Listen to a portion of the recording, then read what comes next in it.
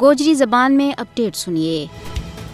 بھارتی قابض حکومت اپنے زیر تسلط جموں کشمیر میں حریت پسند کشمیری عوام کے خلاف انتقامی کاروائیاں پر تلی ہوئی ہے، جس کے ذریعے انہوں نے زیادہ تو زیادہ پریشان اور مصیبت میں مبتلا کی ہو جائے۔ گزشتہ 13 سالہ میں 185 غیر ریاستی لوگوں نے کشمیر کی زمین خریدی ہے۔ اس گل کو اعتراف بھارتی پارلیمنٹ میں مودی حکومت نے خود کی ہوا ہے۔ ہندوستان نے کشمیریوں کی آبادی، پچھان، ثقافت اور تہذیب نہ تبدیل کرنے واسطے کشمیر نہ فار سیل رکھ دی تو ہے۔ بھارتی قابض حکومت نے 5 اگست 2019 میں یک طرفہ طور پر کشمیر کی خصوصی حیثیت کا خاتمہ تو بعد نہ صرف ڈومیسائل کا قانون میں ترمیم، نصاب تعلیم میں تبدیلی، جعلی حلقہ بندی، اردو زبان کو خاتمہ اور دوجا مضموم اقدامات کیا، بلکہ نواں اراضی قوانین متعارف کرا کے نو آبادیات کی راہ ہموار کی جا رہی ہے، جس وجہ نال کشمیری عوام میں سخت تشویش اور غم و غصہ پائے جا رہے ہیں۔ Kashmir chamber of commerce and industries اور ہوٹل مالکان نے